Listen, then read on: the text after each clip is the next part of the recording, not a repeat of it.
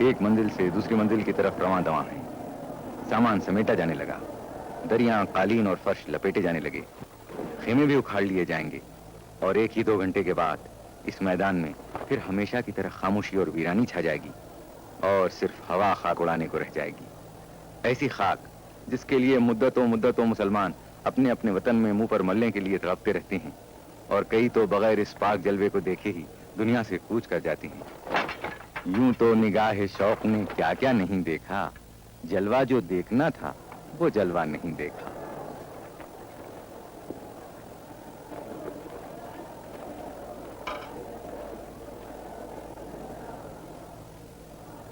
خیمے اکھاڑ لیے گئے، لیکن ابھی یہ لپیٹ کر آئندہ سال کے لیے رکھے نہیں جائیں گے، بلکہ عرفات سے مینا روانہ کر دیے جائیں گے، جہاں ابھی حاجیوں کو چند روز اور ٹھہرنا ہوگا.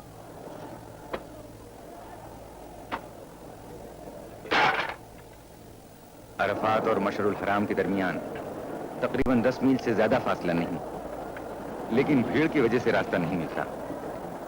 موٹروں کو اتنا سا فاصلہ طے کرنے میں 3 گھنٹے لگ جاتے ہیں. اس لیے بعض حاجی پیدل چلنے کو بہتر سمجھتے ہیں، کیونکہ پیدل آدمی آسانی سے راستہ نکال سکتا ہے.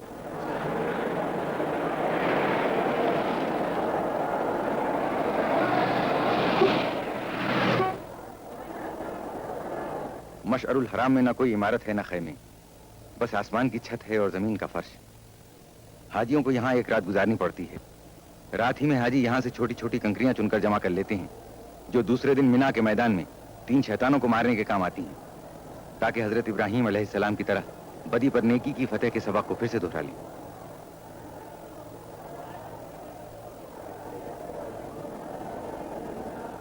تھوڑے سے حاجی راستوں کی بھیڑ سے بچنے کے لیے عرفات ہی میں ٹھہر گئے ہیں. یہ رات کا کھانا بھی یہیں کھائیں گے. آدھی رات کے بعد یہ لوگ عرفات سے روانہ ہوں گے.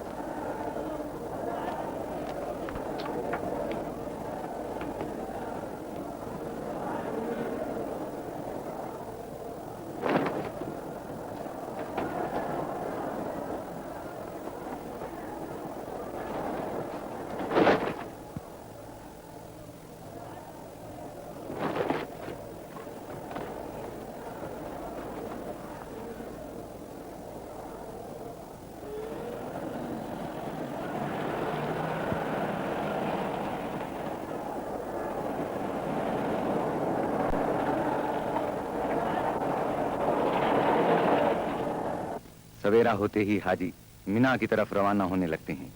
یہ رسوم حج طہارت دل و دماغ کے لیے ضروری ہیں. مختلف مقامات پر جا کر ارکان مقررہ کی تکمیل کرنا حقیقت میں نیکی، پاکیزگی اور وحدانیت کا سبق ہے. اسی لیے کہا گیا ہے حج کے بعد آدمی اسی طرح معصوم ہو جاتا ہے جس طرح ایک بچہ شکم مادر سے دنیا میں آتا ہے. یہ کارواں ہے رواں منزل مینا کی طرف، یہ کارواں ہے رواں منزل مینا کی طرف. کریں گے جس جگہ تجدید رسم ابراہیم، یہ کارواں ہے رواں منزل مینا کی طرف. وقار خیر سے لرزاں رہے شرع ابلیس، کہ ہے یہی شہ خیر الانام کی تعلیم. یہ کارواں ہے رواں منزل مینا کی طرف. عرفات سے اکھاڑے ہوئے خیمے اب مینا میں نظر آ رہے ہیں. یہ خیمے ایک ہی رات میں عرفات سے یہاں پہنچا دیے گئے. مشعر الحرام سے حاجیوں کے مینا پہنچنے تک یہ خیمے یہاں پہنچا کر نصب کر دیے جاتے ہیں. مینا کے قریب کی عمارتیں بھی حاجیوں کے ٹھہرنے کے لیے حاصل کر لی جاتی ہیں. آج 10ویں ذی الحجہ ہے. آج کے دن حاجیوں کو 3 فریضے ادا کرنے پڑتے ہیں: شیطانوں کو کنکریاں مارنا، قربان، مردوں کو سر منڈوانا اور عورتوں کو ناخن اور بالوں کی ایک لٹ کاٹنا. یہ مکروہ حیولہ شیطان کا ہے. یہاں ایسے 3 شیطان ہیں: हर शैतान को 7-7 कंकरियां मारी जाती हैं।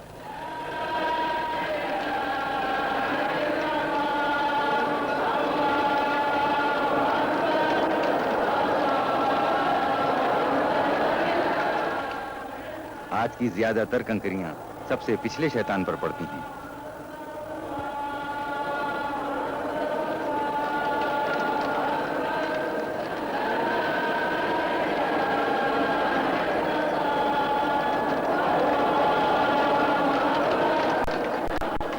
बाज हाजी कंकरियां मारने पर इत्तेफा नहीं करते, जोश में आकर अपने फटे पुराने चप्पल भी फेंक मारते हैं। ये तीनों शैतान जमरात कहलाते हैं और कंकरियां मारने को रमी जमरात कहते हैं।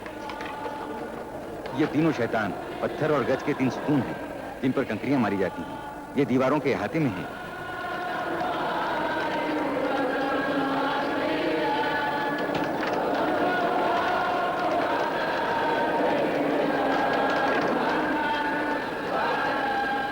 बाज हाजी अपने मौलिम यानी रहबर से कंकरियां मारने का तरीका पूछते हैं ताकि निशाना खाली न जाए और फरीजा पूरा हो।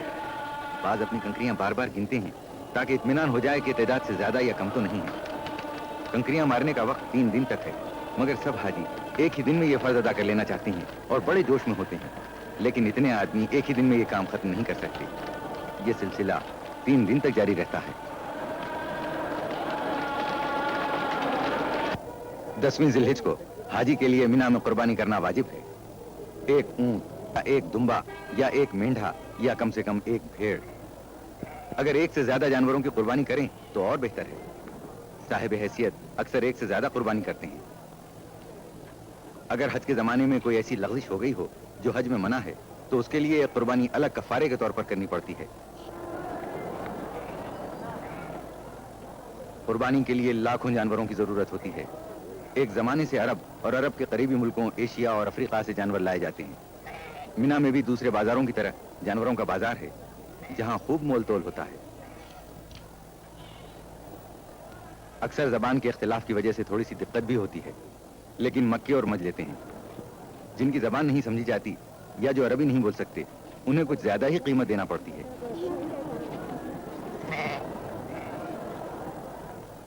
कुर्बानी का फर्ज अदा होना शुरू हो गया। ये कुर्बानी हज की कुर्बानी है। ईद कुर्बान इसके अलावा है।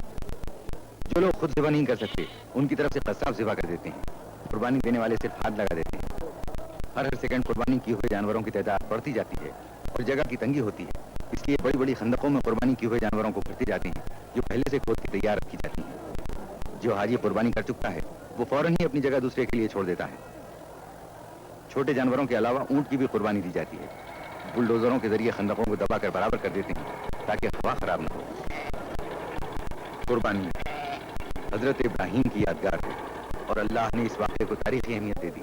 मुसलमानों पर उसको इसलिए फर्ज कर दिया कि ऐसी बेलौस बेगरज मोहब्बत पैदा कर ली जिसमें रत्ती बराबर शुबा न हो।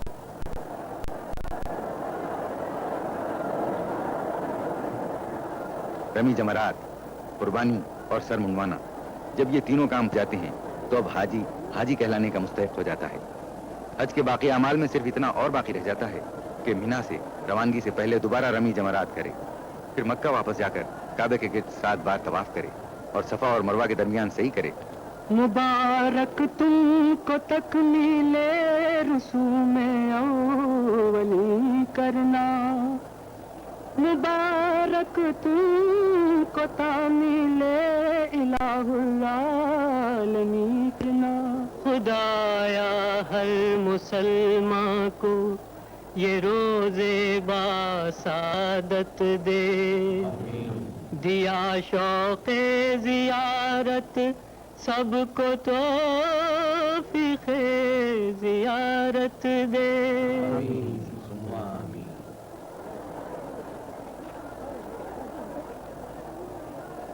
जिलहिज की 11वीं तारीख को हाजी मिना से रुखसत होने से पहले दोबारा रमी जमरात करने आते हैं।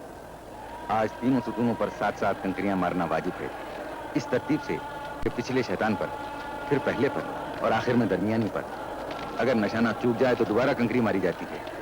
आदमियों की इतनी भीड़ और धूप की तेजी की वजह से लोग बदहवास होते हैं, इसलिए अक्सर निशाना गलत हो जाता है और कंकरियां बजाय सुतूनों पर पड़ने के दूसरे हाजियों के सरों पर पड़ जाती हैं। इस तरह फिर निशाना लगाना पड़ता है। ये कंकरियां भी पहले ही मशरुल हराम से चुनकर जमा कर ली जाती हैं। ये तीनों सुतून ان 3 مقامات کے نشان ہیں جہاں جہاں شیطان نے حضرت ابراہیم خلیل اللہ کو بہکانے کی کوشش کی، انہوں نے اس مردود کے 7 کنکریاں ماری جس سے وہ ملعون زمین میں دھنس کے رہ گیا۔ اسی طرح 3 بار ابراہیم علیہ السلام نے 7 حاجیوں کا 7 کنکریاں مارنا حضرت ابراہیم کی یادگار ہے، تاکہ ہر حاجی کو یہ یاد رہے کہ شیطان کے بہکاوے میں کہیں نہ پھنس جانا اور راہ رات سے نہ بھٹک جانا۔ حاجیوں کا قیام 3 روز تک مینا میں رہتا ہے۔ ان دنوں میں مقامی بازار کی رونق بہت زیادہ بڑھ جاتی ہے، بازار بین الاقوامی نمائش نظر آنے لگتا ہے۔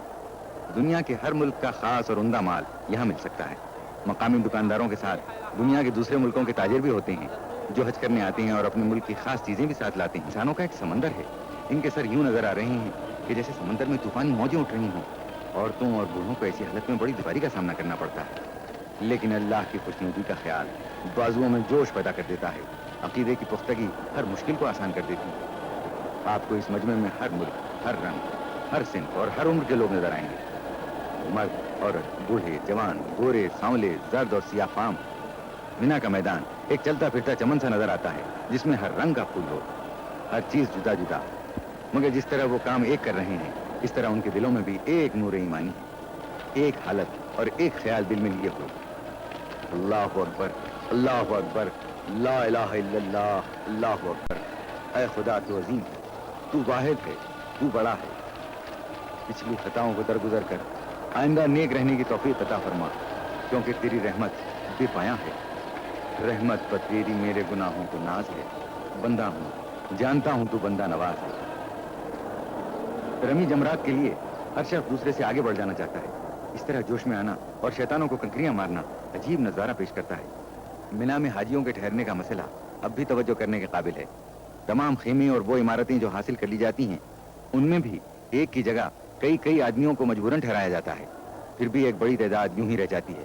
مینا میں یہ ہے مسجد خیف، یہ اتنی ہی قدیم ہے جتنا دین اسلام۔ حضور سرور عالم نے اپنے صحابیوں کے ساتھ کئی بار اس مسجد میں نماز جماعت ادا فرمائی ہے۔ مسجد کا صحن کافی بڑا ہے جس کی لمبائی 100 میٹر اور چوڑائی 90 میٹر ہے۔ مسجد کے صحن میں ایک گنبد ہے جس کے متعلق کہا جاتا ہے کہ یہ حضرت کے ٹھہرنے کا حجرہ تھا جس میں حضرت نے تہجد کی نماز ادا فرمائی تھی۔ جڑے کونین کے بڑے ہیں قدم، نہیں وہ خاک کے ذرہ شر کی عظمت کے، یہ سب امین ہیں میراث آدمیت کے۔ نلوں میں پینے کا پانی زیادہ تر باولیوں سے حاصل کیا جاتا ہے۔ باولیاں ایرانی طرز کی اور سینکڑوں سال پرانی ہیں۔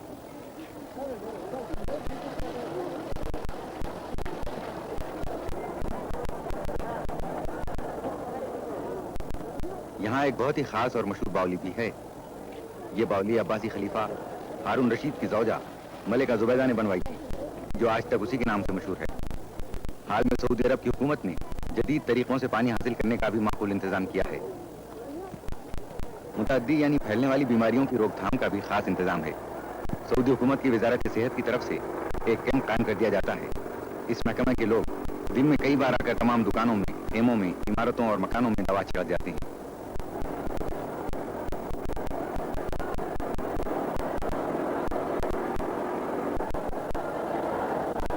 ابھی تک پورے حاجیوں سے رمی جمرات کا فرض ادا نہیں ہوا ہے۔ دیکھیے تو کس جوش و خروش سے حاجی تینوں شیطانوں کو کنکریاں مار رہے ہیں۔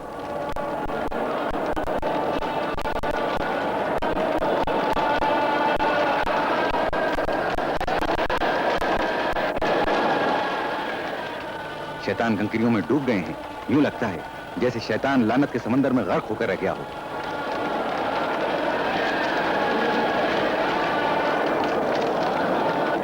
مینا کے سب اعمال بجا لانے کے بعد حاجی بیت اللہ شریف کی طرف لوٹ رہے ہیں تاکہ خانہ خدا کا رخصتی طواف کر لیں اور جو نمازیں خاص طور پر مقرر ہیں انہیں ادا کر لیں۔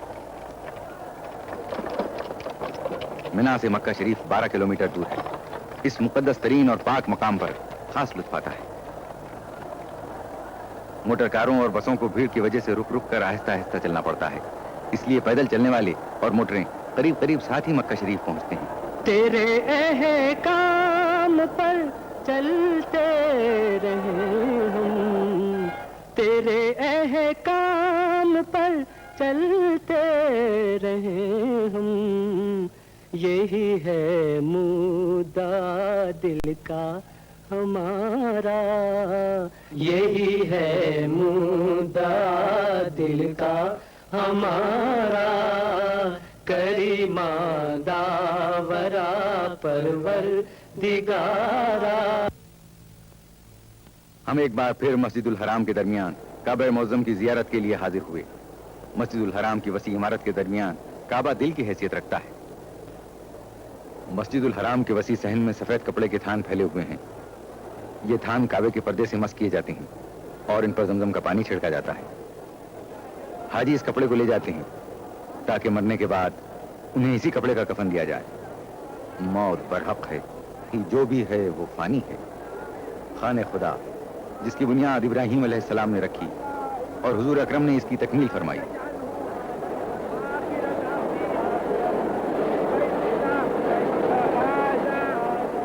مسجد الحرام کے صحن میں بہت اعلیٰ درجے کے قیمتی سنگ مرمر کا شاندار منبر ہے جو ترکی کے عثمانی سلاطین کا بنایا ہوا ہے، اور یہ ہے مقام ابراہیم۔ کہتے ہیں کہ وہ پتھر جس پر حضرت ابراہیم خلیل اللہ نے کھڑے ہو کر اپنے ہاتھ سے کعبے کی دیوار بنائی تھی یہی موجود ہے۔ یہ حجر اسود ہے۔ حضرت محمد مصطفیٰ صلی اللہ علیہ وآلہ وسلم نے اپنے دست مبارک سے کعبے کی دیوار کے دو پایوں کے درمیان نصب کیا۔ کعبے کا غلاف سیاہ رنگ کے موٹے بنے ہوئے ریشم کا پردہ ہے جو خانہ خدا کو اپنی آغوش میں لیے ہوئے ہے۔ یہ کعبے کے اوپر سے نیچے تک چاروں طرف لپٹا ہوا ہے۔ اس میں بڑی کاریگری سے بنائی میں نہایت خوش خط قرآنی آیتیں تحریر کی گئی ہیں۔ آیتیں وہی ہیں جو اللہ تعالیٰ کی طرف سے حج کے احکام اور تمام دنیا کے مسلمانوں کو آپس میں اتحاد و اتفاق قائم کرنے کی تعلیم دیتی ہیں۔ یہ پورا پردہ ہاتھ کا بنا ہوا ہے۔ اس فلم کی تیاری کے موقع پر جب ہمارے کیمرامین نے مسجد الحرام کی عکاسی شروع کی تو آسمان بالکل صاف تھا، لیکن یکایک بادل آنے شروع ہوئے اور دیکھتے ہی دیکھتے سارا آسمان بادلوں سے ڈھک گیا۔ مشتاق تجلی کو بس ایک تجلی دے، بڑھ جائے طرف دل کی کچھ ایسی تسلی دے، مشتاق تجلی کو بس ایک تجلی دے۔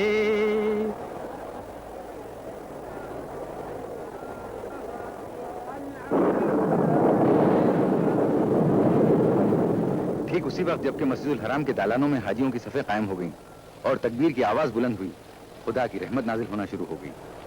پہلا قطرہ گرا، یہ بھی خدا کی مرضی تھی۔ جو لوگ مسجد الحرام کے صحن میں تھے اور کعبہ شریف کا طواف کر رہے تھے وہ بھی نماز کی صفوں میں شامل ہو گئے اور عصر کی نماز شروع ہو گئی۔ شروع کرتا ہوں اللہ کے نام سے جو بہت مہربان اور رحم کرنے والا ہے۔ تمام تعریف اس کے لیے ہے جو سب جہانوں کا پروردگار ہے، مہربان ہے اور رحم کرنے والا ہے، قیامت کے دن کا مالک ہے۔ ہم تیری ہی عبادت کرتے ہیں اور تجھی سے مدد مانگتے ہیں۔ ہم کو سیدھے راستے کی ہدایت فرما، ان کا راستہ جن پر تم نے اپنی نعمتیں نازل کی، ان کا راستہ نہیں جن پر تیرا غضب ہوا اور جو بھٹک گئے۔ شروع کرتا ہوں اللہ کے نام سے جو بڑا مہربان اور رحم کرنے والا ہے۔ کہہ کہ اللہ ایک اور صرف ایک ہے، اللہ بے نیاز ہے، نہ وہ کسی سے پیدا ہوا اور نہ اس سے کوئی پیدا ہوا، ہرگز کوئی اس کا سا نہیں، وہ اپنی شان اور حیثیت میں اکیلا ہے۔ جیسے ہی نماز ختم ہوئی بارش بھی تھم گئی، بادل چھٹ گئے، پانی کے قطرے کعبہ شریف کے پرنالے سے اب بھی گر رہے تھے۔ سورج کی روشنی میں زیادہ چمک آ گئی، گویا ان لوگوں کی پاکیزہ دلوں کی روشنی نظر آنے لگی جو حرم خدا کے کبوتروں کی طرح بھولے والے سلو آشتی کا نمونہ بنے ہوئے اپنے پروردگار کا حکم پورا کرنے کے لیے دور دراز ملکوں سے آ کر جمع ہو گئے ہیں۔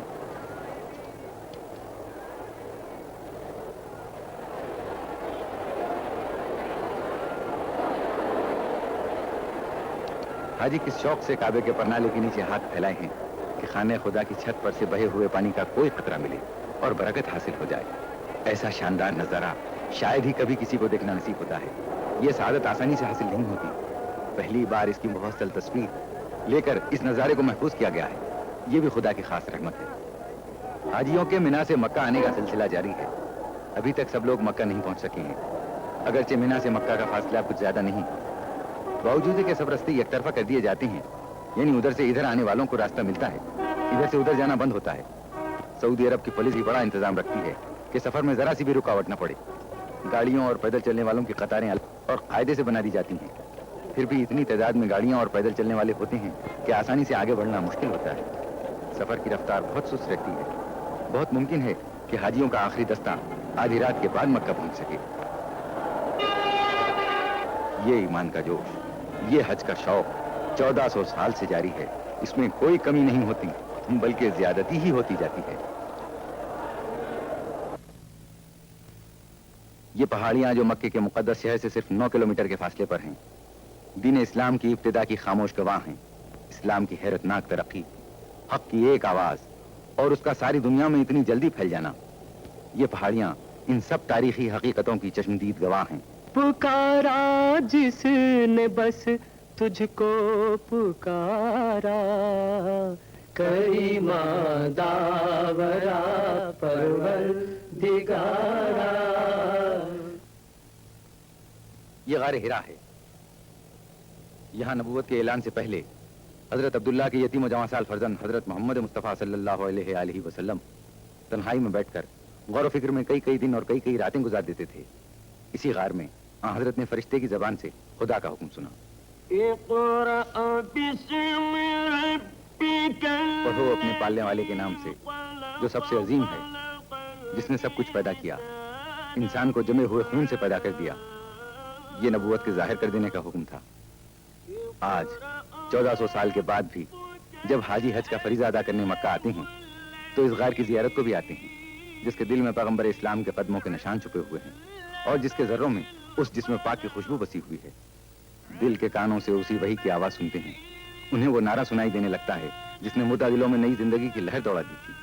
गारे हिरा पहाड़ में है, जो मक्के से करीब 5 मील के फासले पर शुमाल में है। रास्ता पथरीला और दुश्वार गुजार है। यहाँ से हम फिर मिना जाते हैं। अब मिना बिल्कुल खाली, खामोश। जूते और कंकरियां खाकर बड़ा शैतान भी चुप है। दूसरे शैतान भी चुपचाप खड़े आइंदा साल का इंतजार कर रहे हैं, जबकि फिर हाजी आएंगे और तीनों शैतान उनके हाथों की मारी हुई कंकरियों में छुप जाएंगे। साल भर तक अपने जिस्मों पर लगे हुए कंकरियों के दाग मिटाएंगे ताकि अगले साल और ताजा दाग खा सकें। मिना सारी दुनिया में अकेला शहर है जो साल भर में सिर्फ 3 दिन तक पूरे जोश खरोश के साथ ये जागता है और फिर साल भर के लिए आसपास की पहाड़ियों के दामन में मुंह छिपाकर मौत की नींद सो जाता है। कुदरत का शायद ये भी मंशा हो, इंसान इससे इबरत हासिल करे कि आदम से पहले ये जमीन खामोश थी, वीरान थी। फिर आदम अपने गुनाहों की पादाश में जमीन पर भेजे गए। वीरानियां जबरदस्त आबादियों में तब्दील हो गईं। नेकी और बदी की जंग होती रही। फिर एक दिन आएगा, सूर फूंका जाएगा, क़यामत आएगी, सारे इंसानों से दुनिया एक बार फिर खाली हो जाएगी, सुनसान हो जाएगी।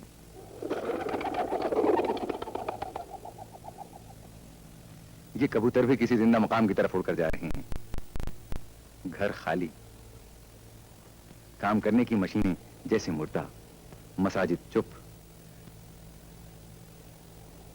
शायद कभी इत्तेफाकन किसी राहगीर के कदमों की आवाज सुनाई दे, या पास से गुजरकर दूर होती हुई मोटर के इंजन की सदा से ये गहरी और मुस्तकिल खामोशियां लम्हा भर के लिए टूट जाएं। वरना अब साल भर तक ये खामोशी मिना की किस्मत है। है सारे जहां से निराला, ये मंजर है सारे जहां से निराला। हकीकत को देखे कोई आंख वाला, अरब और अजम है सभी एक सफ में। न आका न खादिम न गोरा न काला, न आका न खादिम न गोरा न काला। न फख्रे अमारत न शर्मे गरीबी, नहीं कोई में यार अदना वो आला। نہیں کوئی معیار ادنا و اعلیٰ، دبستان وحدت میں تقسیم گم ہے، منو تو کی تفریق و تعلیم گم ہے، منو تو کی تفریق و تعلیم گم ہے۔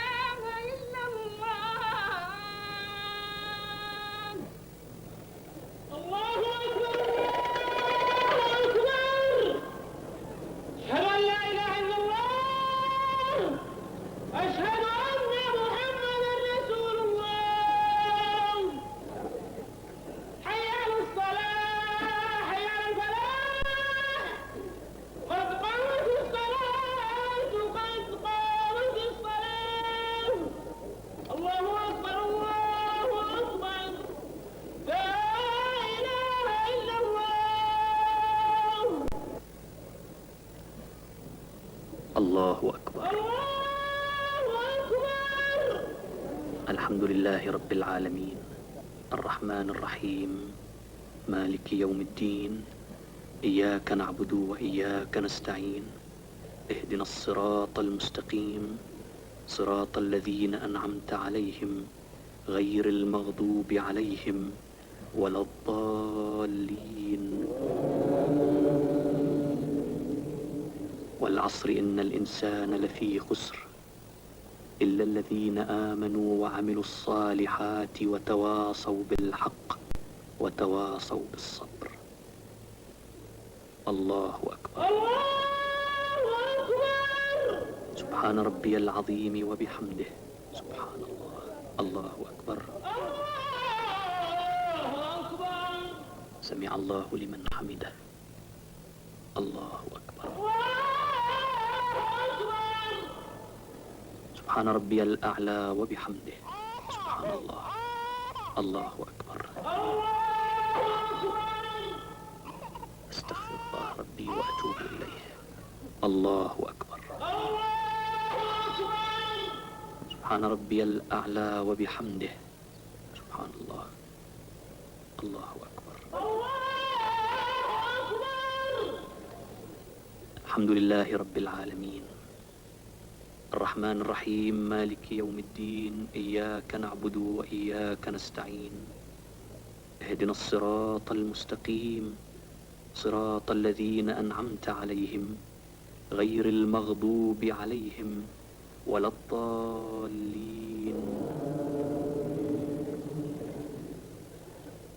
ألم تر كيف فعل ربك بأصحاب الفيل ألم يجعل كيدهم في تضليل وأرسل عليهم طيرا أبابيل ترميهم بحجارة من سجيل فجعلهم كعصف مأكول. الله سبحان ربي العظيم وبحمده سبحان الله. الله أكبر. سمع الله لمن حمده. الله أكبر. سبحان ربي الأعلى وبحمده. الله أكبر. أستغفر الله ربي وأتوب إليه. الله أكبر. سبحان ربي الأعلى وبحمده. سبحان الله. الله أكبر. أشهد أن لا إله إلا الله وأشهد أن محمدا عبده ورسوله. السلام عليكم ورحمة الله. السلام عليكم ورحمة الله.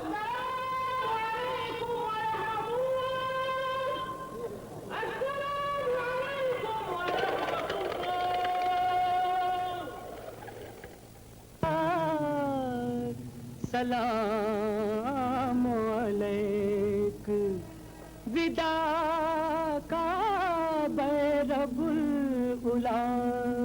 سلام علیک دیار جاں فضا رحمت فشاں سے جاتے ہیں. چلے ہیں اس طرح گویا جہاں سے جاتے ہیں. جبین شوق لیے آستاں پہ آئے تھے. جبین شوق لیے آستاں سے جاتے ہیں. یا شفیع الورا سلام علیک یا نبی الہدا سلام علیک. انکا مقصدی و ملجائی انکا مدعا سلام علیک. یا شفیع الورا سلام علیک یا نبی الہدا سلام علیک. سیدی یا حبیبی